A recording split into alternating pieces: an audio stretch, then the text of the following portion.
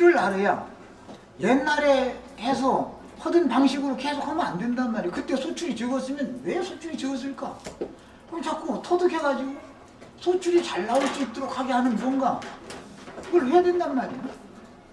그래서 저는 말씀을 읽다가 로마서 12장 은사에 관한 말씀을 하는데 보면 다스리는 자는 부지런함으로 다스리라고 이렇게 하면 나는 그게 처음에는 왜 다스리는 자는 말이요 본의 있게 다스리라 이렇게 하면 이해가 쉽겠는데 다스리는 자는 부지런함으로 다스릴지며 이렇게 해가지고 부지런히 다스린다.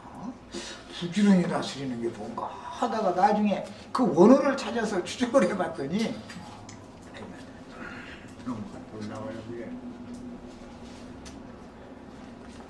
그것이 창세기 2장에서부터 비롯되는 말이에요. 예. 은혜를 베풀 때 반복해서 은혜를 베푼다 그런 뜻이에요. 얼마나 놀랍습니까? 남편이 아내를 잘 거느리려면 은혜를 베풀 때 부지런히 베풀면 아내는 복종해라 말해라 주먹질 할 일이 없어.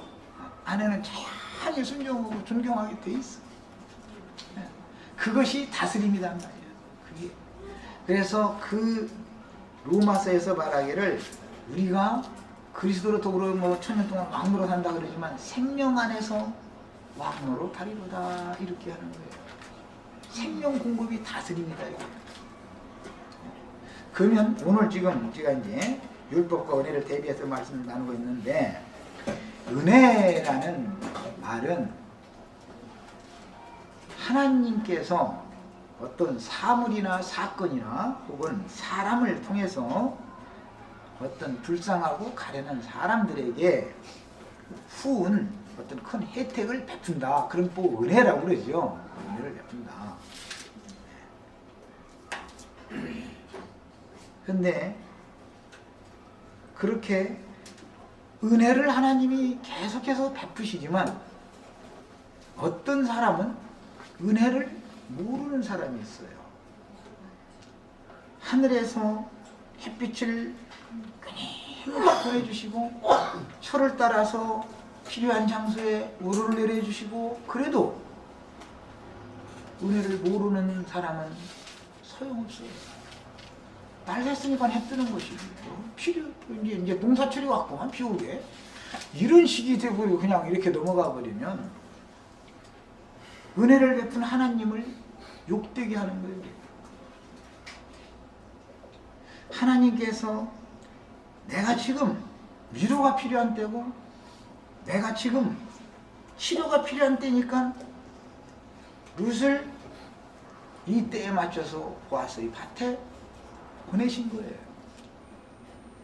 치료자가 그때 마침 와야 되는 거예요.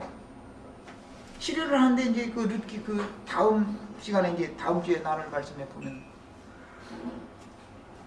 이방 여인인 나에게 이렇게 존귀하신 당신께서 이러한 말씀을 하시고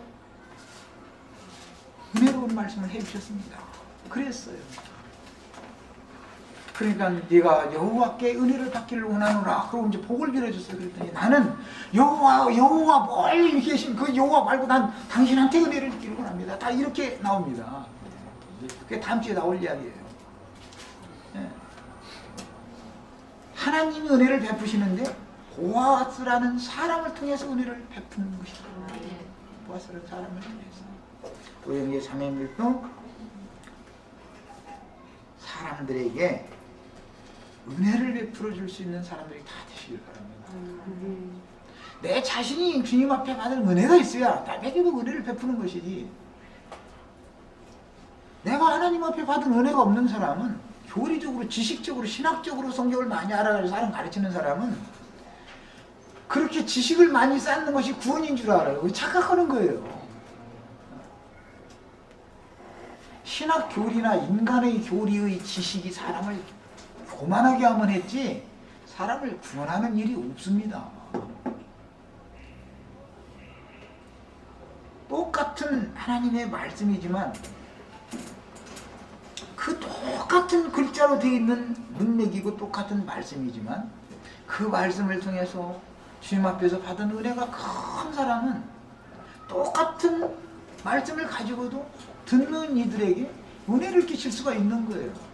그러나 하나님의 말씀을 학문적으로, 교리적으로 이렇게 해서 신학적으로 이것을 많이 암기하고 취득한 사람은 사람들을 모아서 가르치는 것도 학문적으로 가르칠 수밖에 없어요. 교리를 가르칠 수밖에 없는 거예요. 그걸 받았으니까. 예.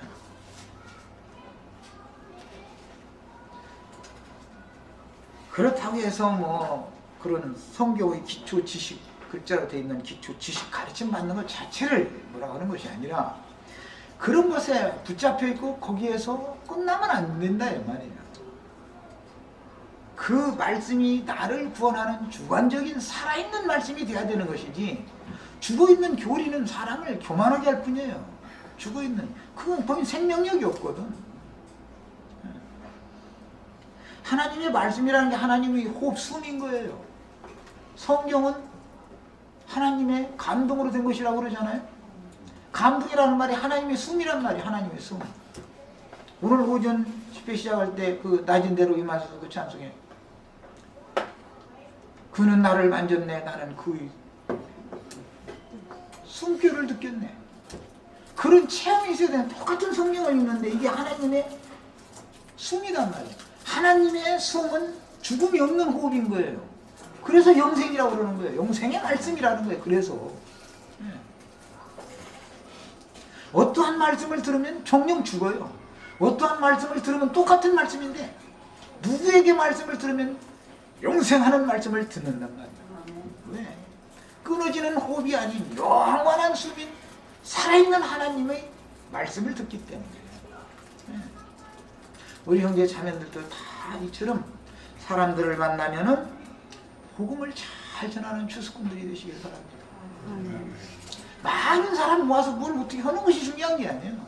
한 사람을 만나도, 한 사람에게 뭘 얘기를 해도 그 사람이 은혜의 성령, 은혜이신 주님, 은혜를 베푸시는 하나님을 주관적이고 실제적으로 만날 수 있도록 말을 해줘야 된단 말이에요.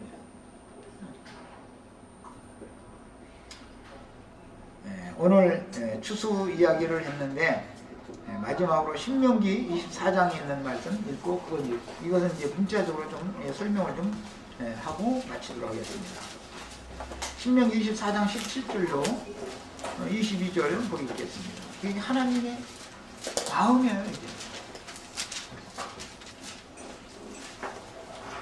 이게 17절부터 22절까지 읽겠습니다. 너는 객이나 고아의 송사를 억울하게 하며 객이나 고아의 송사라는 말은 호소하는 말이다라는 말이에요. 호소. 재판장한테 나가서 나는 이런 억울한 사정이 있습니다. 라고 이제 자기 딱한 사정을 이렇게 재판장한테 나가서 이제 호소하는 말을 송사라고 그러는데, 객이나 고아의 송사. 오늘 우리 형제 자매님들이 다 나그네들, 객이 되신 거예요. 베드로 사도가 이런 데 이제 인상이 깊기 때문에 행인과 나그네 된 너희들에게 편지하는 베드로전서 시작이 이렇게 돼 있죠. 우리가 다 행인과 나그네들이잖아요. 그리고 지금 우리 이제 교회는 지금 여기 주막집에 여기 머리 기대고 여기서 쉬는 거예요. 그 다음에 고아라는 것은 아버지나 이제 어머니를 잃었을 때는 반고하고 양부모를 다 잃으면 그 이제 온전한 고아인데,